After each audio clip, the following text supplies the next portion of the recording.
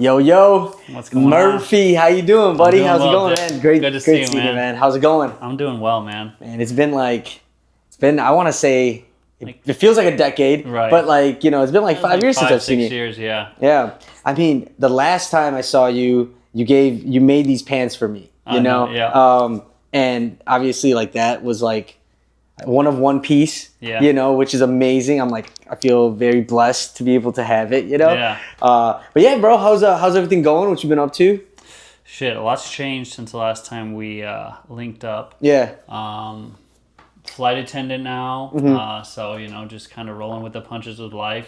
Trying to grow up somewhat responsibly. Flight attendant. Yeah. Wow. Okay.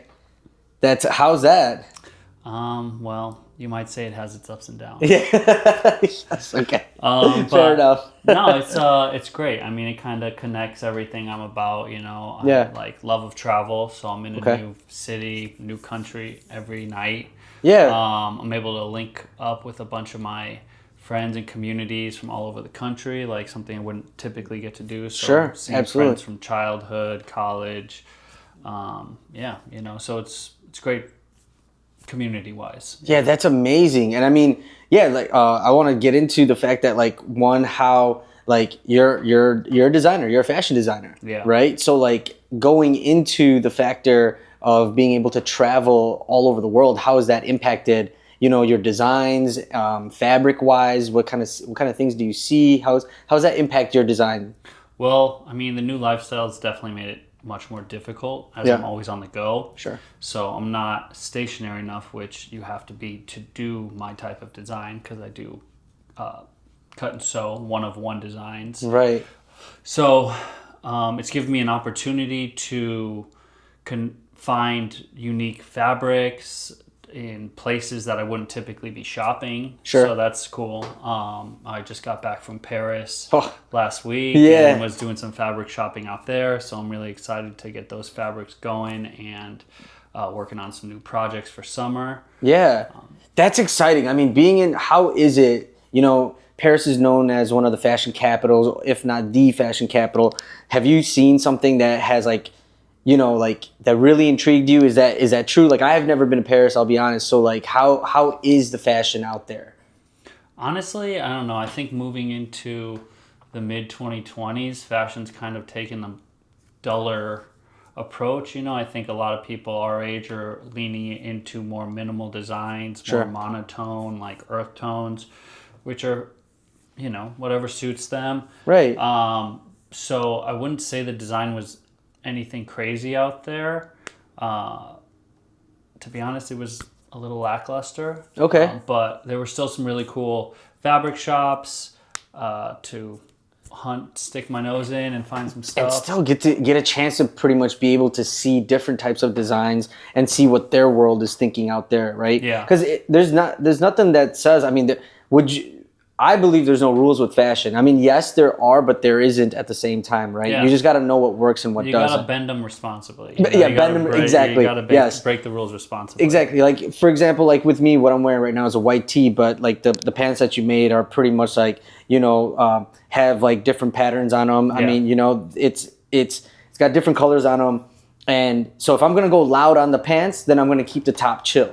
If I'm going to be loud with the shirt, then the pants are going to be chill. Yeah, absolutely. Well, I love the way you paired them with the black Converse. And so the Chuck Taylors. Yeah, no, so like the contrast with the shoes and the white and the plaid pants, I think it's all very tasteful. Yeah, that's the word I was looking for, plaid. Yeah. I couldn't think, And like, even with me, like I went to school for fashion business. Yeah. I went to Columbia College and like I got a chance to sew my own and do like honeycomb different like kinds of sewing and like just like practice stuff, right? Not nearly as much as what you can do, but yeah, like let's actually retract a little bit. How did this all start? How did M Squared start? So M Squared Customs, the name of the brand. My dad always called me M Squared growing up. Okay. Murphy Mayer. Right. And it really started from kind of a boredom in high school. I grew up in the Central Valley of California, so there wasn't a whole lot going on. A lot of the kids I grew up with came from agriculture families, so ended up cultivating my own little group of friends. Sure. And in my spare time, I just started getting spray painting stencils on shirts and started using different mediums. Like, so I was just doing a lot of like design, and my friends were interested in it. So people started wearing it in high school. Through college, kind of was getting my degree in theater, which initially made me move out here. I initially came out here to become an actor. Okay. And as I was pursuing acting out here in Chicago, I still had a yearning, a lot of creative energy that was being kind of bottled up. So I ended up tapping back into my love of clothing design. Yeah. When I was kind of hanging out with this art collective in Wicker Park back in 2015, 2016 called Canvas. And one of my best friends, Julius, he was really really encouraged me to kind of dive deeper into that. And I think as I started a new chapter here in Chicago, I was like, you know, anybody can design their own clothes. Anybody can like design something on the computer and silkscreen it onto clothing, but not everybody is sewing and making their own stuff. Right. And, absolutely. Yeah. I think being individuality has always been so important to my identity. So making these garments that were one of one, you know, typically more statement piece driven, was important to me. And yeah, so, you know, I wanted to find my niche because with clothing design, I was able to create endlessly, but within the acting field, like however much I could create was up to somebody else. You know, whether I was going to be cast in something. But when I was doing clothing design, I could create something whenever I wanted. Absolutely. It was up to your discretion on how you wanted to guide the next project, versus with acting, it's like, all right, well, like you can try out for this or you can try out for that. And especially if you're a young actor just getting started, you're probably going to try to do as much as you can, try to audition for all kinds of projects, right? Because you just got to get some good, some bad. Yeah, some Not good, all some good. bad. You know, I mean, that's a huge step. I mean, being an actor, there's just like the fashion business, right? Like there's just so much styles. There's so many different types of people, and then to cater to the kind of people is another thing, and how to reach that. You know, and speaking of like, how have like the success of M Squared, like how did you really get into putting your brand out there, so to say?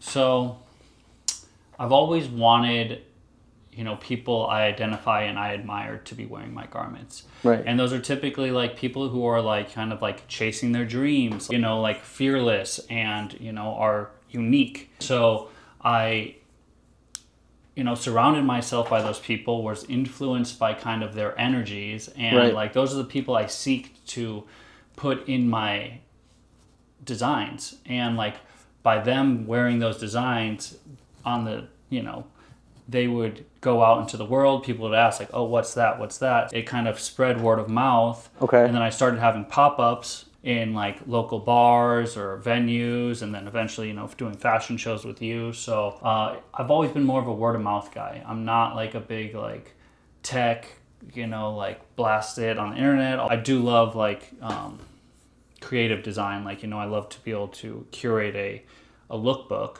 going from finding the fabric in the fabric store, you know, like figuring out how I'm going to designing it, finding the models, photographers, all the way doing the lookbook to producing the pop-up is essentially like, that's kind of was my, you know, my business structure, you know. Absolutely. I mean, and I think the same with my products too as well. Like, I mean, I do make like TEHJ merch and like things like that for my music, but like, I'm not really, it's like, if you like it, you like it. If you don't, you don't. My thing is, I don't want to force like my brand down your throat. Like there's no reason to force it, right? Like if someone finds you and that's because of they appreciate your art, you know, it's like it just seems more authentic, more value to it. I'm sure you spent so much time just even creating, and then like you've had to scrap it, and it costs a lot of money too, right? Creating ones of ones and like finding the right product. You know, if you don't appreciate the brand, I mean, there's there's really no point of you really wearing my clothes or, you know, Right. or anything like that. That has me thinking about how do you come up with certain concepts? Because I know you mentioned that well, we talked about it off camera, but I want to kind of get into a little bit about like what are your projects? Yeah, I mean, I think I'm not going to make any type of garment. All of my designs are unisex. Yeah. So I'm not going to make anything that I'm not going to wear. And Sure. I like to think that I have a decent taste in fashion. So I'm always looking at the fabric first, and I kind of feel like I look at fabric kind of like a sculptor looks at a piece of marble. Like, you know, it's like you see the Sure. fabric and you're like, oh my God, this is what I see Right. in this project. So you get like a vision like right when you see that like that garment. Yeah. That's pretty cool. Yeah. Okay. Like So- for instance, you see this, like Yeah. as soon as I found this kind of like sheer fabric, I was like, that's got to be a button up. Like that's got to be like a summer button Sure. up. Sure. And then I guess tying back. Well, and you made that too, right? Oh yeah, absolutely. Yeah. Everything I'm wearing today. So this, you know, tying right into your question, one of the things I was most proud of is I learned to make like pants, like full on like button fly. I learned that last year. So Okay. it was pretty, you know, and that was a big, you know, pushing yourself into your own comfort zone to like learn new designs, let alone like whole new like contraptions and yada yada yada. Like I was stoked to Yeah. accomplish the button and fly. Yeah, accomplishment button and of, fly. like, Yeah. You know, like making like chino pants, because, you know, it's Yeah. like you're wearing like more of like the leisure sweatpants design, and then this is going to be like a little bit more like elevated. I was trying to make stuff like semi-formal. Yeah. They But- look pretty firm too. Like they're, you know, they got this great is structure This is on like it. part of a suit. You know, I got the suit coat that goes with The blazer? this. Yeah, the blazer. Okay. But what I'm really excited for, kind of taking in with my new lifestyle, I'm not Yeah.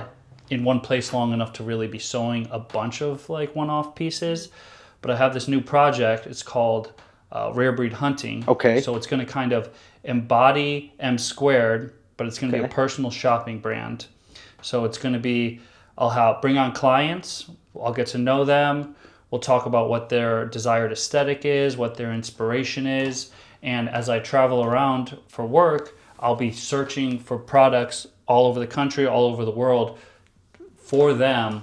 So then I can style them out. And then in addition to that, they'll be able to get custom one-off pieces made specifically for them, tailored for them. Yeah. And then in time, you know, I want the Rare Breed Hunting to kind of form into its own in-house brand, like where that's a little bit more just design driven. Sure. M And Squared is styling. the cut and sew, and then overall it's a personal shopping brand. But I mean, Yeah. I know you got a new album coming out, right? Yeah. I mean, I do. Yes. Seems like you got your plate full. You got yeah. that, and you were saying something about some tea or something like that. Yeah, I was. Okay, yeah. I told you a little bit about it. Yes, yeah. So like I do have the album coming out that's going to be in July, end of July the album's coming out. And you know, we were talking about colors earlier. It's like more of a purple chrome kind of feel. Right, yeah, You yeah. know, so we got that feeling going. And then I mean the album's name is called Yatra. Oh, right. Okay. Okay. And then it's essentially means journey All right. in Sanskrit. So I'm Indian, and like so it means journey, as it's been like I feel like with creatives, like I feel like we have to go through those journeys, those ups and those downs, even though that they're brutal. I feel like, you know, it's just like it feels like, why are you even, what's the point? Like what's the Yeah. point? But then you just have to remember, I mean, it's simple why you started, right? Like it's something that I feel like if at first, like I started it for me, and then I got lost in the sauce, and then I was just kind of like doing it for others, and I'm like, what's popular right now? So let me kind of go ahead and start going into those kinds of like styles, then just really not caring anymore. And then I'm like, wait. So then I started working in like different like jobs, right? And then every time I tried to leave music, it always would call me back. You know, it would always be Yeah. like this, like some feeling that I just really needed to make music or to finish a project, you know? So like I just decided like my debut electronic music based album is to be with called Yatra, and it's the journey, you know, essentially like it's about the ups and the downs, you know? And then like you know, I was actually talking to my therapist earlier today, and like it was really cool. And I don't necessarily really even like need a therapist, but I think it's really cool that I can just have someone to talk to that has nothing, that knows nothing really about me, never like, you know, and like she was just like, yeah. So like I only see her like once a month. She was just like listening in, and I told her all the stuff that I've been doing in just a month, and I was like, you know, like it feels like I really didn't do anything because like we're always looking for like that next project or like the next thing that we need to do. Like it's like, all right, well, like you still have to check this off the task, you know, like write this off as completed. Okay, this is still kind of there. What are we gonna do to get that done? I listed all the things, and I was just like, well, I can't even talk. Well, okay, but yeah. So I was like, well, like actually, like I told her all the stuff that I did, and I was like, yeah, like. Actually, now that I think about it, like I never really think about all the stuff that I have been doing.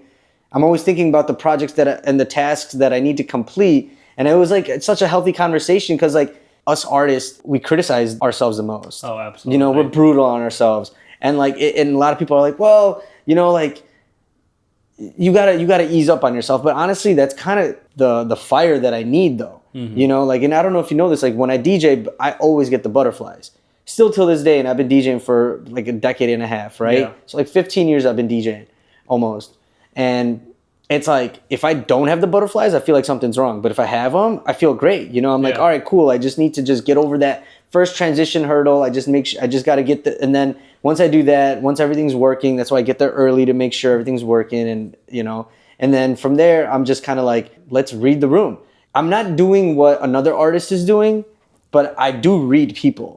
You know, that's like part of our job. Like same with you. It's like, all right, like I'm feeling this style, right? Mm-hmm. And it's inspired by me. How do you think it's going to project to the rest of the world with the way the ecosystem of design is right now? And like, honestly, that's a really good question I want to ask you too, you know, like kind of going back, and we'll touch on the tea topic too, you know? Okay, right. But like, well, I want to ask you, like, how do you gauge the ecosystem in the fashion business? You know? Yeah. Well, I mean, it's like I try not to be too heavily influenced by other people's designs. You know, it's like, you know, obviously if you see something you like kind of like back pocket that information. But ultimately, like M-Squared Customs is, you know, there's standalone pieces. Like they're for people who want to make a splash, who want to stand out. Yeah. So.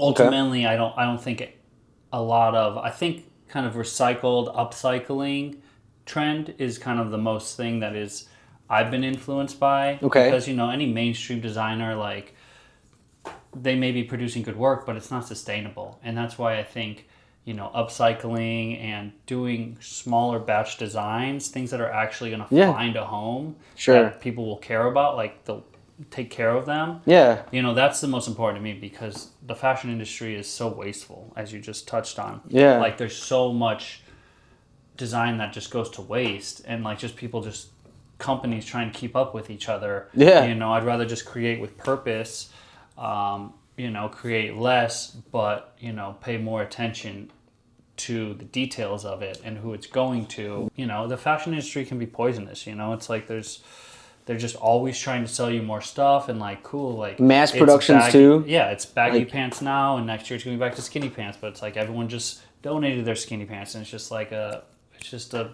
political maybe, or just finding ways, because like it could be psychological, you know, on purpose too. Yeah. In a way, like now that you got me thinking, it's just kind of like, well, we're just gonna recycle things back and forth. I mean, think about it. Like now, going into music and thinking about even fashion and combining both of those two. I mean, like, look, like there are like, and even when I was in school back in like 2016, 17, a lot of people, I was influenced a lot by like, I was looking at designs of like the 1940s and 50s. I even have a bowler hat. I would love for it to go back. Yeah, that's what I'm saying. Go back to you know, some like Peaky Blinders kind of vibe, you know? Yeah. I have like a bowler hat like that they used to wear, and like vinyls are popping off now. Like vinyls, we got like the 90s like style, like, you know, windbreakers and like the whole suit and like, you know, the whole windbreaker suit. And it's just like, it's being recycled in all kinds of like industries. Like people dress differently too. Right. But like now I feel like it's kind of like or did before. It's like, all right, like all the grungy stuff, like you're gonna go to a dive bar and like the biker boys or like girls are gonna be rocking all that kind of stuff, you know, with patches on their leather jacket and like whatnot, you know. Oh yeah. And then like now like and I make like electronic music. It's like I would rock that out. I mean, I got people wearing cowboy hats in the club. You know what I mean? Like, we're not honky tonking over here. You know what I mean? But still, it's like you got you know the cowboy boots, the leather. Everybody's got the boots on now. Yeah, everybody's got the boots. You know, it's just like so. It's really just kind of like being you is like the most important thing with fashion. Even with any, I believe in any creative. Yeah. You know, but I think that's kind of like one of the core missions of rare breed hunting is like, you know, finding the core of these people who just want some assistance, you know, like, and just like kind of taking what they're talking about, like what they want to embody and just like helping them. Like a lot of people don't enjoy the act of shopping. Unfortunately, I do. Yeah. You know, a little too much, but you know, if I can help people feel more confident in themselves, you know, then it's, you know, helping them and it's bringing me joy, like going out and being able to like thrift for these folks. So that actually brings up a really good like question too for me. Then is just like, so you would essentially study the person. Like how would you know what they're gonna like? Yeah, no, we'll like we'll interview. I'll interview them. We'll talk about what their inspirations are, favorite colors. You know, if they, you know, like adore any particular like celebrity or something. And it's like there's not that many different genres of like styles, but also it's like pushing them a little bit out of their comfort zone. Yeah, it's like, hey, maybe you don't wear sweatpants again today. Yeah, you know? It's like, let's get you a pair of like sick like plaid dress pants or like you know, something that's just gonna like, and then they'll, you know, I think the problem right now with society is like people are too comfortable being alone, and so it's like if I go outside, I don't want to talk to anybody, and I want to get my things and go back to my house. But it's like you go out, and all of a sudden someone comments on your outfit, and then you end up meeting someone new in your neighborhood, and then it's like who knows, you got a new friend, potential lover, like anything. It's just like community has always been so important to me. Sure. So this will be another, you know, expansion of building my own community and, you know, hoping help these folks find further their community. Well, yeah, absolutely. And like you look good, you feel good, right? Like at the end of the day, like I know for me, like a lot of the times, like when like my beard grows out a little too much or my hair does, my hair has always got to be on point. Like honestly, hair, like you got to be presentable, you know? How I dress at work is definitely how I different than how I dress when I go out. Because at work it's like it's a little more simple, and I'm still going in like I'm like all right cool, but like I'm not wearing like my rings, earrings, and like getting all that, you know.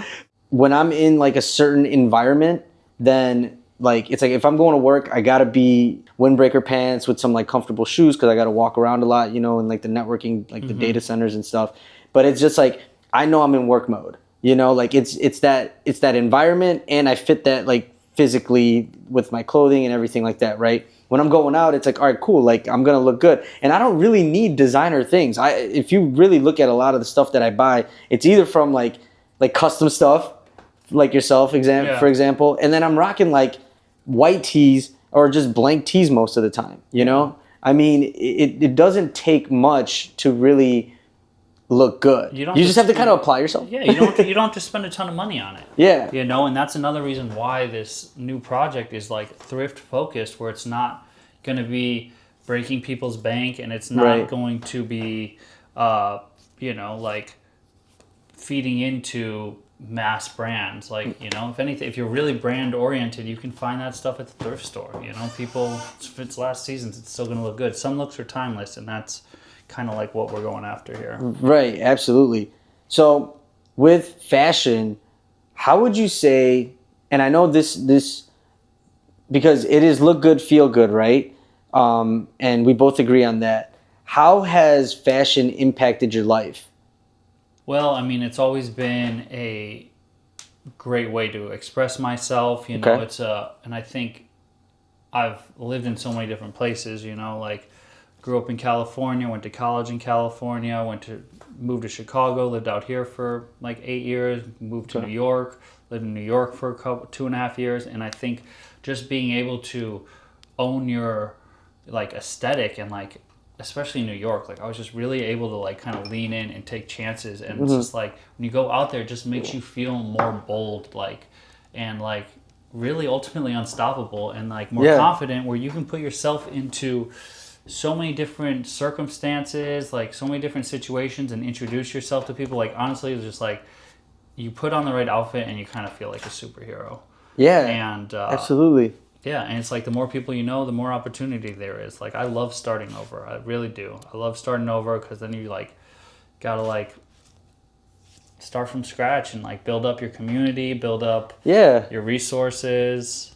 And I feel like that's like really cool because like, all right, it's that project is now over, that chapter. It's like flipping a page, you know, and then it's like another challenge. It's very similar to me with like music too, especially with like a little bit of rebranding too with this album. It's like there's a lot of branding going on where it's like a lot of the times, a lot of the music, well, when I first started making music, it was all like lo-fi hip hop, which is how I got into tea, which I'm going to talk about, right? Because it's called Tea Time. And then that's how I initially came up with the idea of blending my own teas, right? And so, but I never did it, but it always lingered in my mind. I knew I had to get this project out there some way, somehow, right? I just didn't really know how I wanted to present the product just yet. Okay, but now it seems like you got an idea of it. Yeah, so, and I do. It's called. So let me know. Okay, all right, fine. I'll tell you. All right. Okay. Before we get all right. So like the project is called Bana's Tea. Okay. Okay. And Ba means grandma. Na means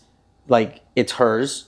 Tea. Okay. So Bana's Tea, and then we're just gonna Americanize it, but Bana's is gonna be on there. So BANAS, and then it's gonna be two grandma's tea. And the logo is pretty much like both my grandmas, my mom's mom, and my dad's mom, and it's them having a cup of tea, and they're looking at each other and they're smiling. You know what I mean? And I like it's it like already. It's like the coolest thing because like most people may or may not know this, but like it's TEHJ is like my stage name for as a music producer and DJ.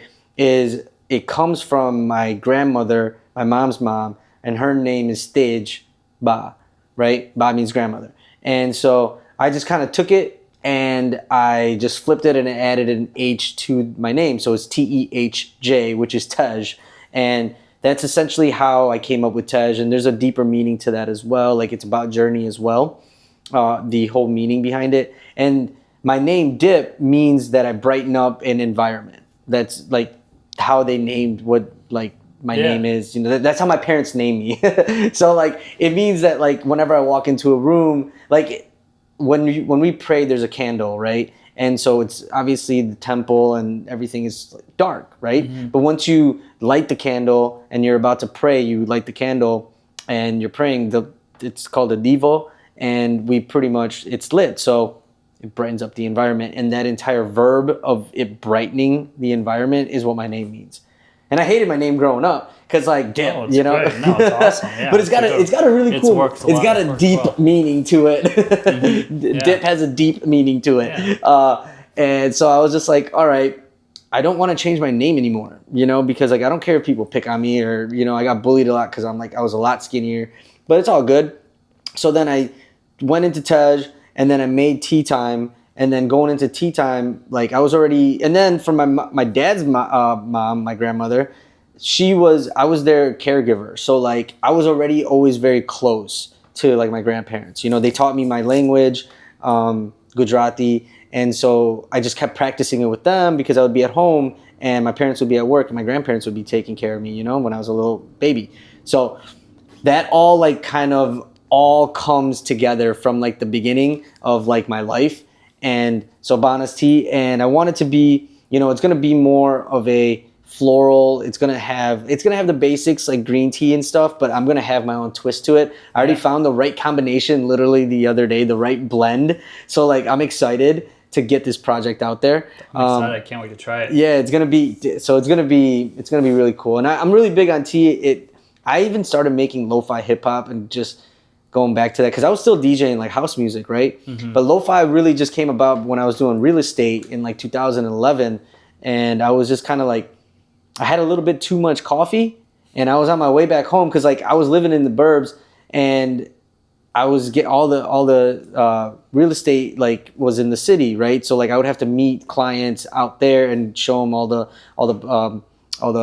spaces that we had for rent. So I would drive all the way to the city, and then on the way back, I had too much coffee, and I started freaking out, right? Like I have anxiety, so I was like, oh shit, like here we go, I'm a little jittery and like all that stuff. So I started I just searched like chill beats, and like lo-fi hip hop came up on Spotify, and I was like, dude, this is a vibe. Like I listen, and I grew up listening to like hip hop, right? Yeah. So like it was more so like I'm listening to like Jay Dilla, like Kanye, obviously, like making all those like soul beats and stuff. I was like, this is literally like what I can do. I can like start like I can make music like this, like, right? So that's how Tea Time came, and I was like, wouldn't it be sick to make my own tea? And then like, so that's like a decade ago, because we're in 2026 now. And so like now it's like coming into fruition, even though it's like it's been long. Great things take time. It takes time, and same with like fashion. Like there's never. I think that music and like design in general, like art, all that stuff, it always recycles itself. Like industrial house music wasn't even really that. It was very popular in the 90s too, right? Like disco, obviously, and now we got like all these clubs like opening up, playing all like straight up disco music. Yeah, I'm here for it. You know what I mean? Here for the disco. Yeah, same. You know what I mean? 90s can keep the industrial. Yeah, I'm here for the disco too. But yeah, you were talking about you were talking about the fact that like wanted to go like, like you like the idea of thrift shopping and everything like that. I'm seeing if we could come up with a style for this album that we got coming up. Yeah. I'm wondering what you think. What do you think? You think we should get on over yonder? Let's check it out. Let's find a look for the Yatra album. Let's do it. All right, let's get it. Let's hit it. Yeah. All right. So we're looking for something for fit in with the new album, Yatra. Right. Journey. So I know we got black, chrome, and purple. That's kind of what we're working with. So we're going to try and get our boy Dip styled out for the big album release.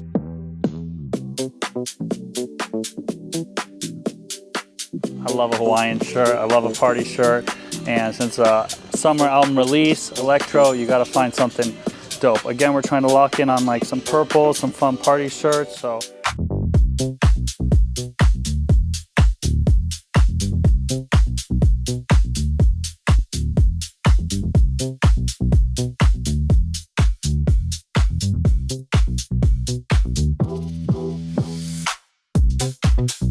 Let's put this in the satchel and keep looking. Let's go take a look at the jackets.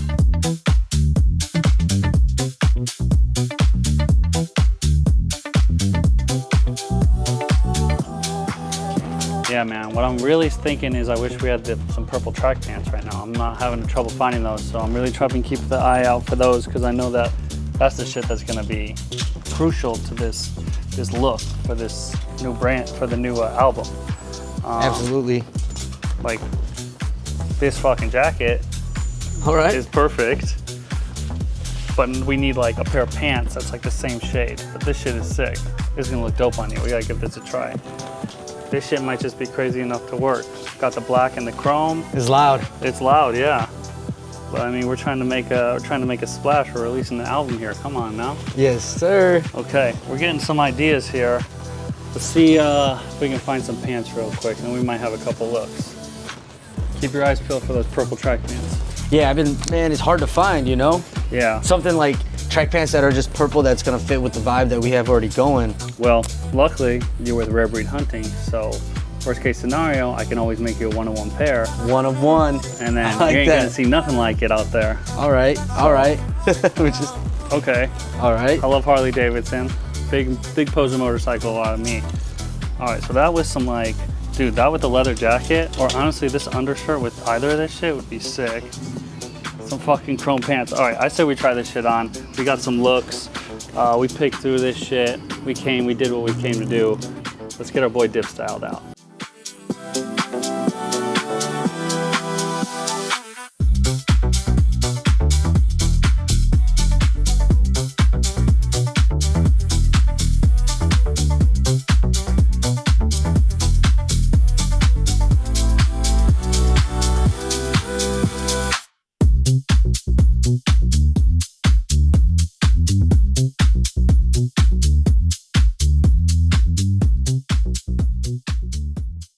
Man, oh man. That was not bad, not too bad. That was fun. I love the idea of all the things that you picked out. Honestly, Yeah, like I I feel know. like, whew. We got some nice, it was a good test run for rare breed hunting. Yeah. I feel like we made some like dope ass looks for the Yuthra release. Yeah, you have to, especially because we went with like the purple and the chrome, like that's, you know, essentially the album has not been released yet. Oh yeah, that shit looks sick. I can't wait to see it. Yeah, absolutely. But like you had the right vision when it came to like the purple, the chrome, and the black, you know. We had the purple jacket. Yeah. Right. The black with the chrome like kind of lining. Yep. And then we had the light wash denim, which looks sick because it kind of captured a little bit of that grunge we were looking for, but we weren't able to find the purple track pants. Puffer pants. And that's what I'm thinking. Like, I think it'd be sick if we can work something out with that. Dude. You know what I mean? I'm gonna keep it in the back of my mind while I'm out traveling. I'm gonna find some sick purple fabric, and I'm gonna hit your line when I find it, and I'm gonna make sure you get that by the time you release Yuthra. Yeah, my man. All right, so after a long day of us, you know, just like chopping it up, I gotta ask before I let you go, what mindset, if for any creative that is looking and watching, what kind of advice would you give them that is more important than talent, but what kind of mindset would they have to have? Would you say? I don't know. You gotta have patience with yourself. I feel like I've learned that the most through doing cut and sew because it doesn't happen quick. You gotta have patience. You gotta have patience with the process and with yourself because mistakes are gonna happen. Things aren't always gonna go the way you planned. So patience is important and balance. You know, it's like as much as you want to be full blast, like creating masterpiece after masterpiece. Absolutely. Ultimately, like you got to take care of your mind and spirit too, because if your mind and your spirit and your body are not in sync and are not healthy, you're not going to be able to produce your best work. Absolutely. And like when you mentioned it, you know, earlier when we were talking, was the fact that like you got to let things like brew, and it takes time to solidify an idea, right? And I feel like you can be really hard on yourself, like just to try to get something done, you know? Yeah. And I think having patience and going and rolling with the punches is how you essentially get better anyways with like, I mean. Yeah, you learn through fails, you learn from, you know, test runs, you learn from your mistakes ultimately. Absolutely. No, man, that's awesome. I had a great time chopping it up today. Yeah, you know, where can everyone find you? All right, so you got MSQUARED.CUSTOMS on Instagram, and then if you want to get linked in with the rare breed hunting, that's where I'll be posting a lot of process and client videos with prospective clients, and we'll be doing like kind of transformation